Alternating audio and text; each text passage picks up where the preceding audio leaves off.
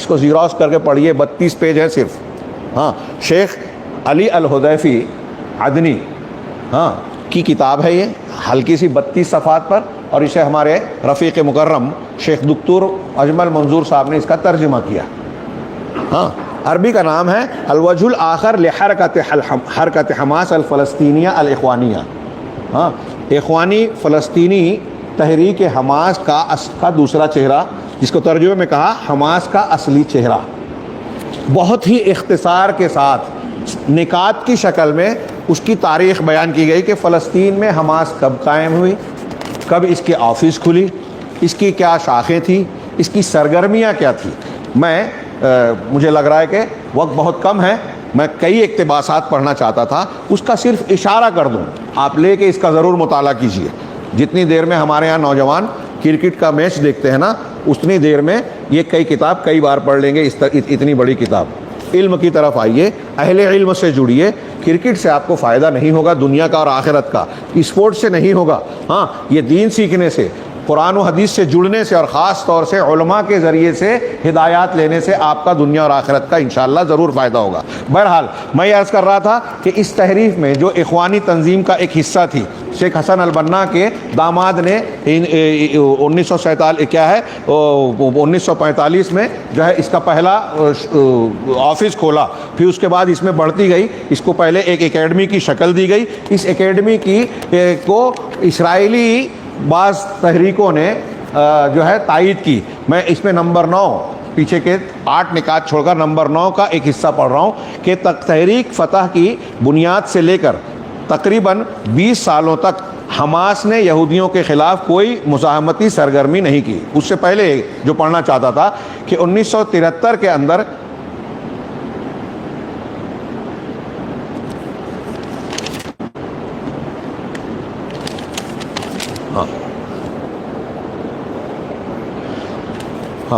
ثقافتی، سماجی اور تفریح کے نام پر ایک اسلامی اکیڈمی کھولنے کا ارادہ کیا، جس کے سربراہ احمد یاسین تھے. مگر اسے اجازت 77 میں ملی. اسی وقت ملی جب اس نے یہودیوں سے کچھ امور پر اتفاق کیا. پھر اس اکیڈمی کی کچھ چیزوں کو بیان کیا گیا ہے. اور آگے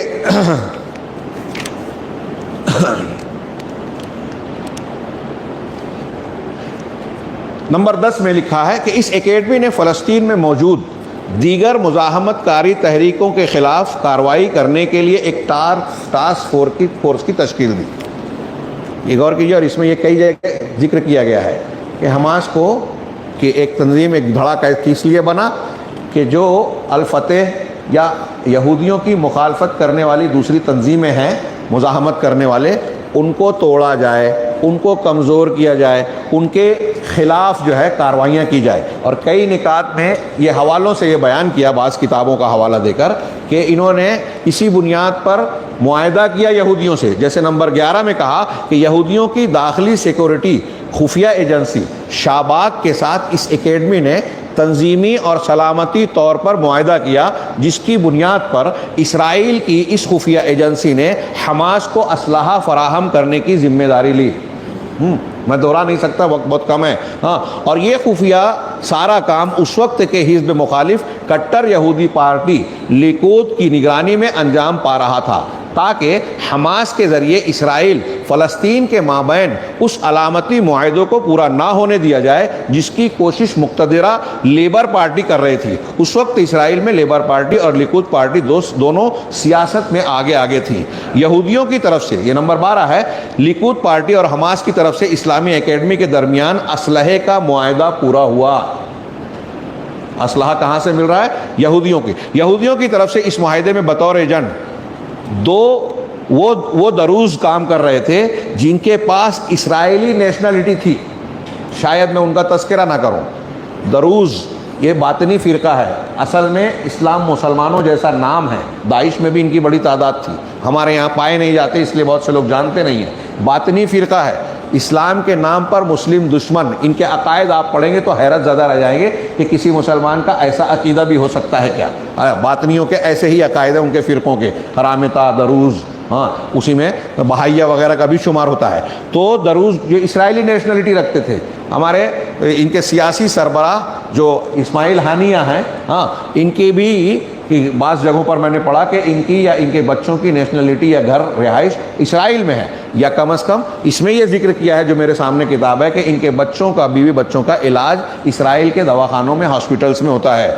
ہاں، انہی میں حلبی اور ابو صبری بھی تھے، یہ دونوں بھی دروز ہیں جو اسرائیل کی خفیہ ایجنسی میں کام کرتے ہیں، اور فلسطینیوں کی طرف سے احمد یاسین کی نگرانی میں بطور ایجنٹ عبداللہ تبراز نامی شخص کام کر رہا تھا۔ یہ ان کے تعلقات کی طرف روشنی پڑتی ہے۔ ہاں، اسی طریقے سے اخوانیوں اور یہودیوں کے درمیان ہوئے اس معاہدے کے علم مقتدرہ لیبر پارٹی کو وہ حاصل ہو گیا، اور اسی طرح اسرائیل کی ملکی خفیہ ایجنسی موساد کو بھی اس معاہدے کی پوری تفصیل کا پتہ چل گیا، چنانچہ احمد یاسین کو گرفتار کر لیا گیا۔ آگے کا جملہ سنیے، احمد یاسین کو گرفتار کر لیا گیا، پھر انہوں نے آ کر اسرائیلی ٹی وی چینل پر وضاحتی بیان دیا اور اس اصلاح معاہدے کا اعتراف کیا کہ ہاں ہمارا معاہدہ ہوا تھا، لیکن اگلا جملہ اور اس بات کی صراحت کی کہ ان اسلحوں کا استعمال یہودیوں کے خلاف نہیں کیا جائے گا بلکہ فلسطین میں سرگرم دیگر مزاحمت کاری تحریک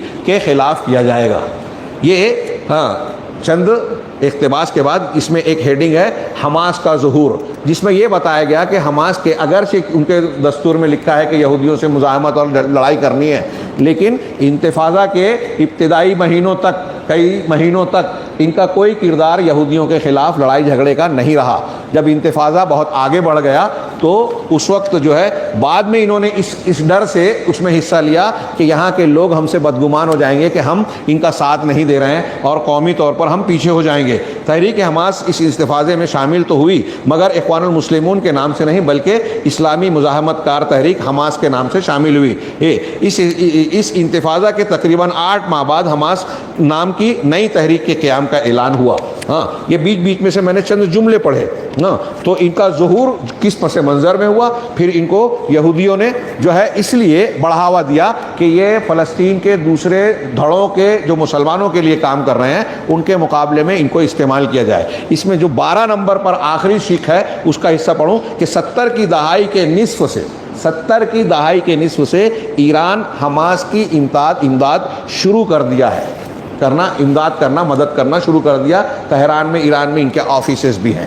ہاں، پھر غور کیجئے کہ روافظ جنہوں نے ہمیشہ مسلمانوں کو، سنیوں کو زد پہنچائی ہے، مسلمانوں کے دشمنوں کا ساتھ دیا ہے، کیا وہ سچے لوگوں کا ساتھ دیں گے؟ اور ان کی کارروائیاں قابل، یہ جو میں پیش کر رہا ہوں اس تناظر میں انصاف کے تقاضے پر کہ موجودہ کارروائیاں جو ہو رہی ہے حماس کے حملے کے جواب میں، تو ان تفصیلات کے بعد کیا یہ شکوک و شبہات کے دائرے میں نہیں آتی کہ یہ انہی کے پروگرام کا حصہ ہو، مسلمانوں کی ایک آبادی کو صاف کرنے کا، غزہ کی پٹی پر قبضہ کرنے کا، یا وہاں کے مسلمانوں کو بالکل بے قابو اور پورے عالم اسلام کو ایک طریقے سے مفلوج ثابت کر دینے کا؟ اور بھی مقاصد ہو سکتے ہیں۔ ہاں، فلسطینی حکومت سے حماس کی علیحدگی، ہاں، یہ ایک عنوان ہے، میں اس کی کچھ بھی تفصیل پیش نہیں کر رہا ہوں۔ ہاں، یہ فلسطین کے غزہ پر بعد میں ان لوگوں کا قبضہ ہوا۔ یہاں ایک ہیڈنگ اور ہے آگے کی، حماس کو یہودیوں نے قائم کیا۔ اس میں خود اسرائیل کے کچھ مصنفین کا حوالہ ہے، امریکہ کے بعض نمائندوں کا حوالہ ہے، اور خود فلسطین کے بعض مصنفین کے حوالے ہیں کہ ان کی کتابوں میں یہ درج ہے، اس کی تائید ہے۔ ہاں، اور خود امریکی، میں ایک صرف پڑھوں، حماس الفلسطینی نامی کتاب میں اس کے دونوں جی بہت تو کیا کہہ رہے ہیں، ختم کر دوں؟ اچھا، وقت ہے کہہ رہے ہیں؟ نہیں، میں نے تو سوچا نہیں 8 تک ختم کر دینا ہے انشاءاللہ، شیخ نے کہا تھا۔ ہاں، یہ انہوں نے یہ کتاب آپ لوگ لیں گے انشاءاللہ؟ نوجوانوں سے پوچھ رہا ہوں۔ تو ٹھیک ہے، میں اقتباسات کا صرف تھوڑا سا ذکر کر رہا ہوں، آپ لوگ لیجئے۔ حالانکہ یہ تقریر جہاں تک پہنچے گی میں سمجھتا ہوں اس کی ضرورت ہے، اور میں یہ باتیں کیوں بیان کر رہا ہوں؟ ہاں، حقائق کو سمجھنے کے لیے۔ آپ کسی کی مخالفت اور موافقت نہیں بھی کرتے ہیں تو انصاف اور سچائی کی بنیاد پر آپ ٹھہراؤ اور توقف اختیار کیجیے، غور کیجیے، سمجھیں۔ ہمارے خلاف یا عالم اسلام میں کوئی بھی واقعہ ہوتا ہے، میں عوام سے، نوجوانوں سے، یہاں تک کہ علماء سے بھی گزارش کر رہا ہوں۔ ہاں، پچھلے جمعہ میں نے یہی خطبہ دیا دلیلوں کی روشنی میں کہ جب تک کسی معاملے کے حقائق کو جو خبریں ہم تک، خبریں دینے والے بھی یہودی ہی ہیں، یہودیوں کے میڈیا ہے، زیادہ خبریں انہی کی چل رہی ہے، تو ان خبروں میں کتنی سچائی ہے؟ ہاں وہ بڑھائی گئی کہ عراق کے پاس جو ہے دنیا کو تباہ کرنے والے ہتھیار ہے، بعد میں خود انہوں نے کہا کہ نہیں یہ غلط تھا، پورے عراق کی اینٹ سے اینٹ بجا دی، لاکھوں لوگوں کو مارا، لاکھوں کو، 2-5 کو نہیں، چھوٹا جرم ہے، اس کے بعد بھی وہ صاف شفاف ہیں، سفید کالر ہیں، اور کوئی مظلوم اگر کوئی کر دے تو کہیں گے دہشت گرد ہے۔ تو یہ بھی ہماری حق کی گواہی ہے، اللہ تعالیٰ کا حکم ہے، ابھی ہم نے قرآن کی آیت پڑھی کہ سچی گواہی دو، چاہے اپنے خلاف ہو، اپنے والدین کے خلاف کیوں نہ ہو۔ ہاں اب ہم دیکھتے ہیں کہ یہ چہرہ نظر آ رہا ہے جو، تو ہمیں اور محتاط ہونے کی ضرورت ہے۔ تو اس عنوان کے تحت شیخ نے کئی حوالوں کو، جیسے حماس الفلسطینیہ نامی کتاب میں اس کے دونوں یہودی مصنفین شاؤل میشیل اور افرام سیلا کہتے ہیں کہ غزہ پٹی اور مغربی کنارے پر قبضہ کرنے کے بعد بھی اسرائیل نے وہاں پر مسلمانوں کو اسلامی، معاشرتی اور ثقافتی سرگرمی جاری رکھنے کی مکمل چھوٹ دے رکھی ہے، جس کی وجہ سے دونوں خطے میں پائے جانے والے رضاکاروں کے درمیان آپسی رقابت اور مقابلہ شروع ہو گیا۔ مطلب یہ اس طرح سے کوشش کرتے ہیں کہ مسلمانوں کو وہاں موجود آپس میں لڑایا جائے، مختلف طبقوں کو۔ ہاں امریکی خفیہ ایجنسی کی تجزیہ کارہ لیڈی ہے یہ، ہاں مارتا کیسلر کہتی ہے کہ فلسطین کے اندر اسرائیل ہی اسلامی تشدد پسندی کو بڑھاوا دیتا ہے، اسرائیل ہی ایسے کام کرتا ہے جس سے مسلمان لڑیں اور پھر یہ بیان دیا جائے کہ دیکھو یہ شدت پسند ہے، انتہا پسند ہے، تاکہ وہاں پر قوم پرستوں اور تشدد پسندوں کے درمیان اختلاف و انتشار اور تفرقہ بازی کے آگ بڑھ کے۔ ایسا کام جب ہمارے بیچ میں یہ لوگ کروانا چاہتے ہیں تو ہمارے درمیان سے کچھ لوگوں کو ایجنٹ بناتے ہیں، آلہ بناتے ہیں، اور یہ بات کئی مرتبہ سامنے آ چکی۔ اس کتاب میں یہ بھی بیان ہے کہ بہت سے لوگوں کا اغوا کیا ان لوگوں نے، لیکن کبھی حماس کے لوگوں کا نہیں کیا، اس طریقے سے قتل نہیں کیا، اگر کیا تو کچھ ایسے لوگوں کا کیا جو حماس کے لوگ ان کے خلاف جانے لگے، الفتح سے، یاسر عرفات اور دوسری تنظیموں سے کی قریب ہو گئے، تو ان کو انہوں نے راستے سے ہٹا دیا۔ امریکی اخبار نیویارک ٹائمز کا سابق نامہ نگار کہتا ہے کہ غزہ کے اندر موجود اسرائیلی فوجی سربراہ بڑے فخر سے کہتا ہے کہ اسرائیل تحریک فتح کے خلاف یہاں کے تشدد پسندوں کی مالی امداد کرتا ہے۔ تحریک فتح کے خلاف اسرائیل یہاں کے تشدد پسندوں کی امداد کرتا ہے، اور وہ مزید لکھتا ہے کہ اسرائیل ان تشدد پسندوں کو اپنے لیے سیاسی فائدے کے طور پر استعمال کرتا ہے، کیونکہ ان تشدد پسندوں اور دیگر قوم پرست فلسطینیوں کے درمیان سخت اختلافات پائے جاتے ہیں، ان کے اختلافات کا فائدہ اٹھاتے ہیں۔ مزید کہتا ہے کہ غزہ کے سابق فوجی جنرل اسحاق چیف کیف نے مجھ سے ایک بار کہا کہ وہ خود تحریک فتح اور کمیونسٹوں کے خلاف اسلامی تحریک حماس کی مالی امداد کرتا ہے۔ ہاں یہ انہوں نے بیان دیا۔ ہاں امریکہ کے اندر، اب آپ کہہ سکتے ہیں کہ یہ بھی انہی کا بیان ہے، تو آج ان کی خبروں کو آپ مان لیتے ہو۔ انہوں نے کہا کہ حماس نے حملہ کیا، کر رہے ہیں، اتنے فوجی مر گئے، یہ بھی تو انہی کی خبر ہے، ان کو مان لیا، لیکن اس کی تائید کر رہے ہیں اہل علم اور واقعات، فلسطین کے افراد، سنی وہاں کے۔ امریکہ کے اندر ایک بار مورخہ 9 جنوری 2008 کو اسرائیل فلسطین کشمکش نامی ایک کانفرنس ہوئی، جس میں امریکی کانگریس کے ایک رکن رون پال نے کہا کہ حماس کو اسرائیل نے قائم کیا ہے، اسرائیل چاہتا ہے کہ یہ تنظیم یاسر عرفات کے لیے درد سر بن جائے۔ 24 جنوری 2009 کو امریکی اخبار وال اسٹریٹ کے اندر افطیر توفین کہتا ہے کہ بڑے افسوس کے ساتھ کہنا پڑتا ہے کہ حماس کو اسرائیل ہی نے قائم کیا۔ افطیر توفین کے ایک یہودی مراسلہ نگار ہے، یہودی ہے خود، جس کا تعلق تیونسی یہودیوں سے ہے۔ اس کے بعد ایک عنوان ہے حماس یہودی کا تیار کردہ ہے، اس کی تائید درج ذیل دیے گئے امور سے بھی ہوتی ہے۔ اس میں مختلف موقعوں پر اسرائیلی طاقتوں نے، فوجوں نے، پولیس نے جو دوسری تنظیموں کے ساتھ کیا وہ حماس کے ساتھ نہیں کیا، ایسے کچھ واقعات کو نقل کر کے یہ ثبوت فراہم کیا گیا ہے۔ اور پھر جو حماس کے کچھ لیڈران ہیں ان کے بیانات درج کیے ہیں کہ کہ وہ اسرائیل کے تائید کرتے ہیں، وہ یہ کہتے ہیں کہ ہمارا جھگڑا عقیدے کا نہیں ہے، ہمارا جھگڑا مذہبی نہیں ہے، ہمارا جھگڑا صرف زمین کا ہے، ہم اپنی زمین کو نکالنا چاہتے ہیں۔ ان میں یہ بھی بتایا گیا کہ ہم اگر لوگ ووٹ دے کر جمہوریت چاہیں گے تو جمہوریت کی ہم تائید کریں گے، کمیونزم چاہیں گے تو کمیونزم کی تائید کریں گے، اسلامی حکومت بنانا ہمارا مقصد نہیں ہے۔ یہ ان کے بیانات ہیں، جبکہ لوگوں کے سامنے جو پیش کیا جاتا ہے اسلام پسندی کا ڈھڈورا پیٹا جاتا ہے۔ ہاں اس میں ایک ہیڈنگ یہ ہے کہ حماس یہودیوں کے خلاف کبھی جہاد نہیں کر سکتا، اس کی درج ذیل دلیلیں ہیں، جن میں سے میں نے ایک چیز پڑھوں کہ تحریک حماس ترکی کا پروردہ اور دوست ہے، اور ترکی اسرائیل کا دوست ملک ہے جس کو ہیرو بنایا جاتا ہے، اور دونوں کے درمیان سیاسی، اقتصادی اور عسکری ہر سطح پر مضبوط تعلقات ہیں جو کہ پوری دنیا کو معلوم ہے۔ دوسرا، تحریک حماس ایرانی روافظ کے تابع ہے۔ حماس ایرانی روافظ کے تابع ہے۔ ابھی میں نے ذکر کیا تھا کہ ان کے یہاں ایک بیان تھا ان کے ایک لیڈر کا کہ ہمارے لیے یہ گوارا ہے کہ مسجد اقصی اور بیت المقدس پر اور ہمارے فلسطین کے علاقوں پر اسرائیل کا قبضہ ہو، ہمیں یہ چل جائے گا، لیکن یہ گوارا نہیں ہے کہ مکہ اور مدینہ کے حرمین پر سعودی حکومت اور آل سعود کا قبضہ ہو۔ یہ کس کی زبان ہے؟ یہ حماس کے ایک لیڈر نے کہا۔ آپ ان کی فکر کا اندازہ لگا سکتے ہیں، کیا ایسے لوگ اسلامی منہج، صحیح منہج کے مؤید ہو سکتے ہیں؟ صاف ظاہر ہے کہ یہ غیروں کے ایجنٹ اور آلے ہیں۔ اس واقعے میں کہاں تک ہیں بہت واضح نہیں ہے، لیکن ان امور سے اسی کا شک ہوتا ہے کہ یہ پورا پلان اسٹیج کیا گیا ہے انہی کی طرف سے جو آج غزہ کی اینٹ سے اینٹ بجا رہے ہیں اور اعلی کار بننے والے۔ ان سے سوال کیا گیا کہ آپ جہاد کا نام دے رہے ہو، اسلامی تعلیمات کے مطابق کیا یہ اسلامی جنگ ہو سکتی ہے؟ اللہ کے نبی صلی اللہ علیہ وسلم کی تعلیمات کے مطابق ہے کہ جب آپ کسی سے مقابلہ، قرآن کہتا ہے کہ آپ کے دگنے سے زیادہ ہو تو آپ میدان چھوڑ سکتے ہیں۔ آپ نے حملہ کر دیا، چند کو نقصان پہنچایا، دعویٰ کر رہے ہو، پتہ نہیں کہاں تک صحیح ہے، مجھے یقین نہیں ہے کہ اتنے لوگ قبضے میں ہیں۔ میں نے اکثر کہا کہ یہ بیان جو دیا جا رہا ہے یہ اسرائیل کی غزہ کی اینٹ سے اینٹ بجانے کے لیے، اس پر حملہ کرنے کے لیے، اس کو جائز بتانے کے لیے یہ کرنا پڑے گا۔ فوٹو چھاپ رہے ہیں کہ اتنے لوگ غائب ہیں، اتنے لوگ مر گئے اور اتنے لوگ قیدی ہیں، یرغمال بنائے گئے ہیں۔ بعد میں پتہ چلے گا کہ یہ تعداد صحیح نہیں ہے، اور اگر ہے بھی تو انہی کا بنایا ہوا پروگرام تھا، جیسے ٹوئن ٹاور کا معاملہ تھا۔ ان کی کوئی بتائیے کیا حماس کی ایسی حیثیت ہے، طاقت ہے؟ اسرائیل کی اپنی قوت بولتے ہیں کہ دنیا کی چوتھی طاقت بن گئی ہے، حالانکہ ڈینڈورا اور پروپیگنڈا زیادہ ہے، یہ بھی مشکوک ہے، لیکن ہے اس کے پاس ٹیکنالوجی، طاقت۔ امریکہ تھا اس کو مدد دے رہا ہے، برطانیہ مدد دے رہا ہے جس نے اس کے وجود کو قائم کیا، اور پھر اس کے علاوہ یورپی یونین پوری مدد دے رہی ہے۔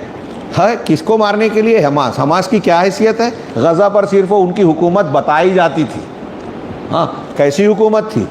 اس میں اس کتاب میں بتایا کہ جو فلسطینی ان کی مخالفت کرتا، جو اسلام پسندی کی بات کرتا، جو علماء صحیح منہج کی، جیسے افغانستان میں ابھی ان کی حکومت آئی تو کئی سلفی علماء کو مارا گیا، آپ نے تصویریں دیکھی، یہی کچھ فلسطین میں، غزہ میں حماس والوں نے علماء کرام کے ساتھ اور اہل سنت کے ساتھ کیا ہے۔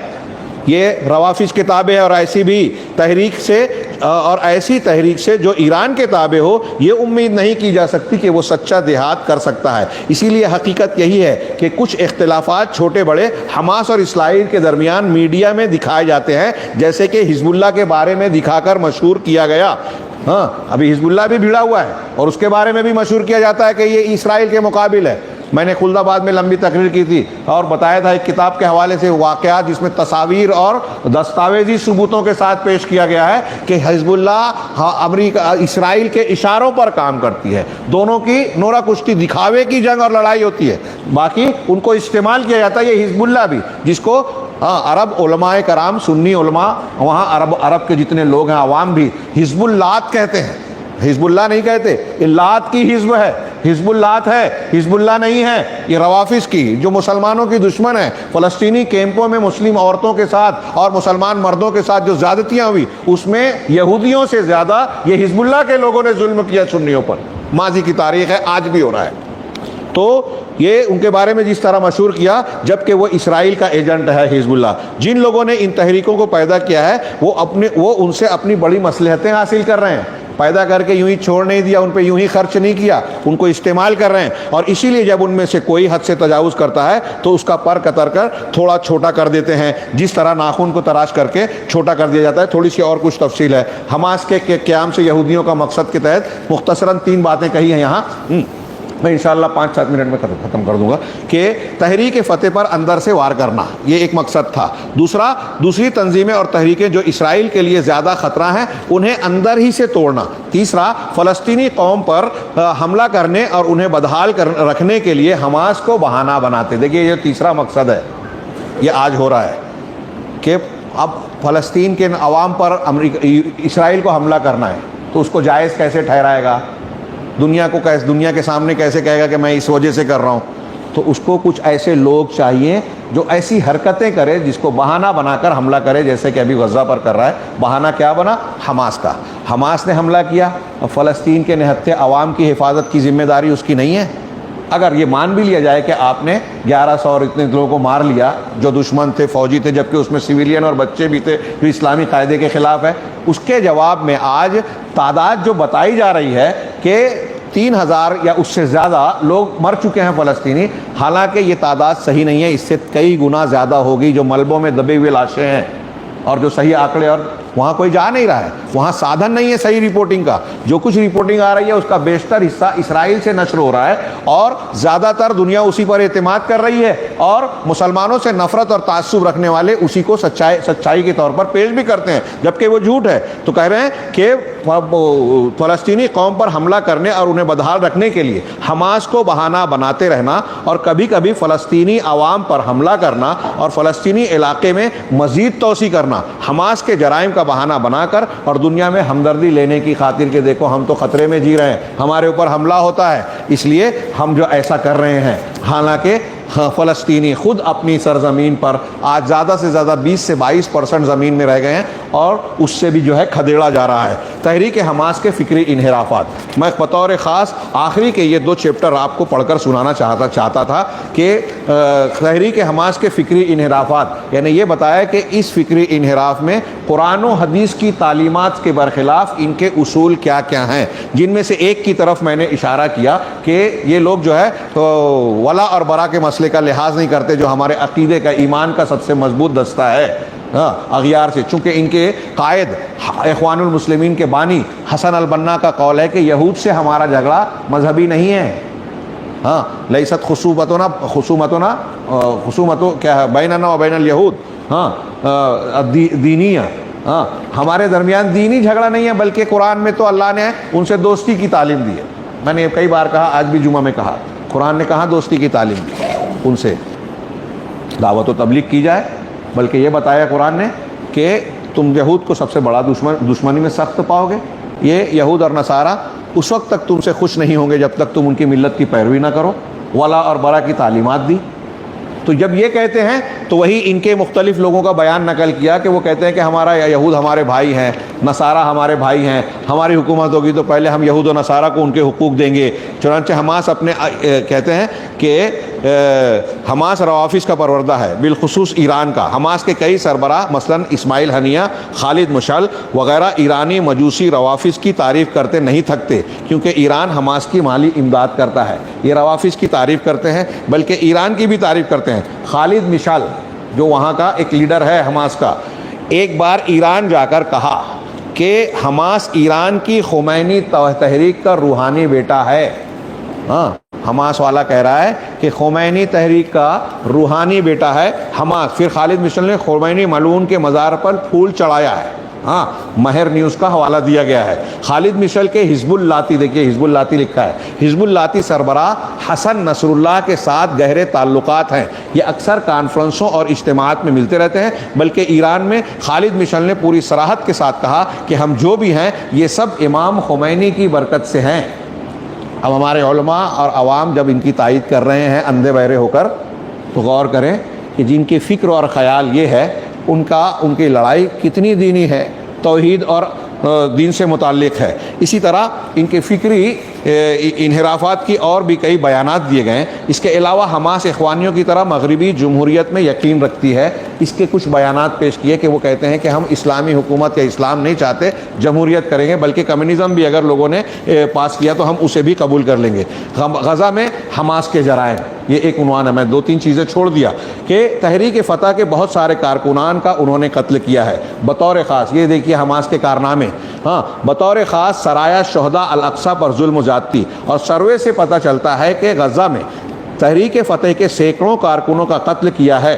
بہتوں کو بلا مقدمہ اور تحقیق کے جیل میں ڈال دیا جاتا ہے اور وہیں پر مار دیا جاتا ہے۔ ان کو غزہ میں ان کی حکومت تھی، انہوں نے جیلیں وغیرہ بنا رکھی تھی۔ غزہ میں سرگرم مزاحمت کار تحریک حرکت تمرد کا کہنا ہے کہ خونی انقلاب کے بعد حماس نے 700 سے زائد فلسطینی نوجوانوں کو بلا جرم کے قتل کیا ہے۔ 700 فلسطینی نوجوانوں کو، باقی مقابلہ کرنے والوں کے قتل کا کوئی شمار نہیں ہے۔ تقریباً 4000 کے پیر کاٹ ڈالے۔ 3 جمعرات مورخہ 2/8/2007 کو حی زیتون میں واقع مسجد ارض رباط میں حماسیوں نے ظلم کیا۔ اس طرح کے حماسیوں نے اسلحے کے ساتھ دسیوں جیپ مسجد میں گھسا دی۔ یہ آج جن کی ہم تائید کر رہے ہیں، عالم اسلام جن کے پیچھے اندھا ہوا جاتا ہے، مسجد میں گھسا دی اور مسجد کا محاصرہ کر لیا، اور پھر اس میں موجود مصلیان پر گولی چلا دی، جس میں سرایا شہداء الاقصی کے کارکنان بھی موجود تھے۔ نمبر 4، رفح کے اندر موجود مسجد ابن تیمیہ کو اگست 2009 میں کو حماسیوں نے منہدم کر دیا، مسجد کو منہدم کر دیا۔ ہوا یوں کہ حماس کے بعض کارکنان نے حماس کا ساتھ چھوڑ کر عبداللطیف موسیٰ کے خیمے میں چلے گئے، جن پر حماس نے RPG گولوں اور میزائل سے حملہ کیا اور مسجد ابن تیمیہ میں موجود 30 مصلیان کو قتل کر دیا۔ اسی طرح ان لوگوں کے گھروں کو بھی منہدم کر دیا۔ اور اس خونی اور جارحانہ قتل و خوریزی کے بعد حماس نے میڈیا میں آ کر صرف اتنا کہہ دیا کہ یہ لوگ حماس کی تکفیر کرتے تھے، یعنی حماس والوں کو کافر کہتے تھے، اس لیے مار دیا۔ اور یوسف قرضاوی نے حماس کے اس قتل و خوریزی کو جائز ٹھہرایا۔ ایک پریس کانفرنس میں بیان دیتے ہوئے کہا کہ میں سمجھتا ہوں کہ اس مسئلے میں حماس حق بجانب ہے۔ یوسف القرضاوی جو قطر میں اور عام طور سے اخوانی اور جماعت اسلامی والوں کا ایک طریقے سے مرجع ہے علمی اعتبار سے، یعنی حماس کے جرائم کو قرضاوی نے جائز ٹھہرایا۔ 5، اہل سنت والجماعت کے بہت سارے ان نوجوانوں کو گرفتار کر کے جیل میں ڈالا گیا اور انہیں سخت سزائیں دی گئی اور بہتوں کو قتل کیا گیا محض اس وجہ سے کہ وہ حماس کے افکار سے متفق نہیں، جیسے کہ محمود فیاض وغیرہ کے ساتھ ہوا۔ نمبر 6، حماس اپنے مخالفین کے ساتھ جس طرح کے تعذیبی سزا دینے کے طریقے اور اسالیب استعمال کرتا ہے وہ بہت ہی گھناؤنا اور غیر انسانی ہوتا ہے۔ مظاہرہ کرنے والوں پر بلا وجہ لاٹھی چارج کرتے ہیں اور مار کر پیر توڑ دیتے ہیں اور پھر جیل میں لے جا کر غیر انسانی سزائیں دیتے ہیں۔ ظاہر سی بات ہے ایسوں کو تو امریکہ اسرائیلی تائید ملے گی، اور وہ جو حملہ آج کر رہے ہیں کیا وہ مسلمانوں کے حق میں؟ آج غزہ میں جو بمباری ہو رہی ہے، بچے بوڑھے عورتیں مارے جا رہے ہیں، بھوک پیاس سے تڑپائے جا رہے ہیں، دواؤں سے محروم کیے جا رہے ہیں، کیا اس کی وجہ سے ان کو کوئی درد ہو رہا ہے؟ اس کا کوئی انہوں نے خیال کیا؟ آج تک ہم نے کوئی چیز ایسی پڑھی کہ ان کی حفاظت کے لیے وہ ذمہ داری لے رہے ہیں؟ صرف دھمکیاں دے رہے ہیں اسرائیل کو اور اکسا رہے ہیں، یعنی دنیا کو یہ جواز فراہم کر رہے ہیں کہ آپ حملہ جاری رکھیے۔ نمبر 7، حماس کے ہاتھوں عیاد مدھون کو سزائیں دے کر مارا گیا، مئی طور پہ اسے کمال حلوان ہسپتال کے 8ویں فلور سے نیچے پھینک دیا گیا، کیونکہ اس نے حماسیوں کو ایکسپوز کرنے کی دھمکی دی تھی۔ 8، غزہ کے لوگوں پر بلا وجہ بھاری ٹیکس لاگو کرتے ہیں۔ 9، حماس کے قبضے کے بعد غزہ میں بے روزگاری کی شرح تیزی سے بڑھی ہے، جس کی وجہ سے وہاں کے لوگ کبھی کبھی اس مسئلے کو لے کر احتجاج کرتے ہیں، مگر حماس انہیں پیٹ کر جیل میں ڈال دیتی ہے۔ غزہ کے اندر 10ویں نمبر پر آخری کہ غزہ کے اندر موجود مساجد میں سلفی علماء کو خطابت اور امامت کرنے اور تحفیظ القرآن کے حلقات قائم کرنے کی اجازت نہیں ہے، غزہ میں جہاں حماسیوں کا قبضہ ہے۔ اسی طرح حماس نے غزہ کے اندر شیعہ اور روافظ کے انحرافات اور ان کے عقائد پر بولنے پر پابندی لگا رکھی ہے، یعنی ان کے ماتحت شیعوں کے خلاف آپ بات نہیں کر سکتے، سعودی عرب کے خلاف، اہل الحدیث کے خلاف، سلفیوں کے خلاف آپ جو چاہے بول سکتے ہیں۔ انہی سارے جرائم کی وجہ سے کہا جاتا ہے کہ حماس نے غزہ کو مقبوضہ در مقبوضہ بنا دیا۔ ایک طرف وہ اسرائیل کی کھلی جیل ہے، اسرائیل نے گھیر رکھا ہے، اور دوسرا اسرائیل کے ایجنٹ کی طرح یہ لوگ کام کر کے لوگوں کی زندگی کو تنگ کیے ہوئے ہیں اور اسلام کی سچی تعلیمات کو لوگوں سے روکنے کی کوشش کی ہے۔ یہ آخری بات ہاں دو بڑے علماء کا کہ حماس کے تعلق سے علماء کے اقوال کے عنوان سے انہوں نے دو قول نقل کیے. میں صرف وہ پیش کر کے اپنی بات کو سمیٹوں کہ شیخ البانی رحمہ اللہ نے کہا کہ حماس جو غزہ پر قابض ہے وہ کوئی اسلامی تحریک نہیں ہے، خواہ آپ کو اچھا لگے یا برا. یہ دیکھیے حق کی گواہی دینے والے یہ علماء. ہم کو کچھ لوگ بولتے ہیں مت بولو، نام مت لو. ہمارے میں نے دیکھا عرب علماء میں منحرف لوگ جس سے عوام گمراہی کا شکار ہو سکتے ہیں ان کو کھل کھل کر بیان کرتے ہیں، اور ان سے بارے میں کہا کہ یہ اہل سنت والجماعت نہیں ہے. شیخ ابن باز نے ایک کتاب ہے جس میں عالم اسلام کی اس وقت کے بیشتر بڑے بڑے کبار علماء کے فتوے ہیں اخوان المسلمین کے بارے میں. کہا کہ آپ کو اچھا لگے یا برا، کیونکہ اگر وہ اسرائیل سے جہاد کرنے میں مخلص ہوتے، علامہ البانی کے قول کا ترجمہ ہے، کیونکہ اگر وہ اسرائیل سے جہاد کرنے میں مخلص ہوتے تو پہلے اس کی تیاری کرتے. کہاں ہے تیاری؟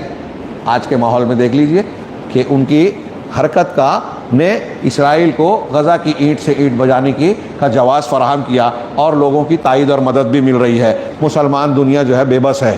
ہاں سلسلۃ الہدیٰ والنور نامی کیسٹ میں کیسٹ نمبر 489 یہ حوالہ دیا گیا ہے. دوسرا قول نقل کے شیخ مقبل بن ہادی رحمہ اللہ، یہ بہت بڑے عالم یمن کے گزرے ہیں ابھی ماضی قریب میں، نے سچ کہا تھا کہ حماس کو جب بھی سیاسی، شیخ مقبل کہتے ہیں کہ حماس کو جب بھی سیاسی بالادستی حاصل ہوگی وہ اہل توحید کے ساتھ وہی کریں گے جو افغانستان میں کیا گیا کہ انہیں گالیوں، گولوں اور توپوں سے مارا گیا. مزید آپ نے کہا کہ حماس ایک حزبی جماعت ہے، حزبی گروہ بندی والی حزبی جماعت ہے، اسے امر بالمعروف اور نہی عن المنکر کا فریضہ انجام دینے سے کوئی تعلق نہیں ہے.